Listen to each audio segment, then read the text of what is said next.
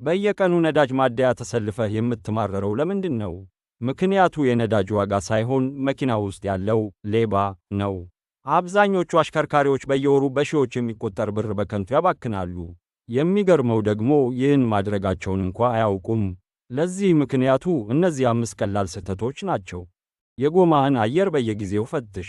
ጎማህ አየር ሲያንሰው ሞተሩ በከፍተኛ ጫና እንዲሠራ ስለሚያደርገው ነዳጅ በብዛት ያቃጥላል።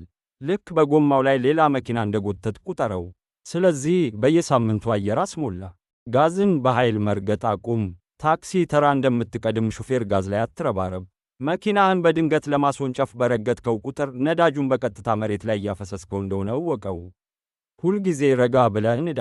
ኤር ፊልተርህን ተመልከት። አቧራ የጠገበ ፊልተር ለሞተር ትንፋሽ ያሳጥረዋል፣ አየር እንዳያገኝም ያፍነዋል። ልክ አንተን አፍንጫህን ይዘው ሩጥ እንደማለት ነው። ስለዚህ ፊልተርን ቀይርና ሞተር በሰላም እንዲተነፍስ አድርግ። የመኪናህን ጀርባ ወይም ፓርኪንግ አጽዳ። በከንቱ የተጫኑ መሳሪያዎች፣ ጆንያዎችና አላስፈላጊ ቆሻሻዎች ክብደት ስለሚጨምሩ በየቀኑ ነዳጅ ያባክናሉ። መኪና ላይ ክብደት በጨመርክ ቁጥር ነዳጅ በከንቱ ያልቃል። ክብደት ሲቀንስ የነዳጅ ወጪም ይቀንሳል። የኛ ትልቁ በሽታ መንገድ ላይ ቆመ ወሬ ስታወራ ወይም ሰው ስትጠብቅ ሞተርህን ለምን አታጠፋም?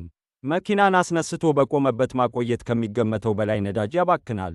ስለዚህ ሞተሩን አጥፋው፣ ኪስህንም ታደግ። እነዚህን 5 ነገሮች ካስተካከልክ ኪስህም መኪናህም ያመሰግኑሃል።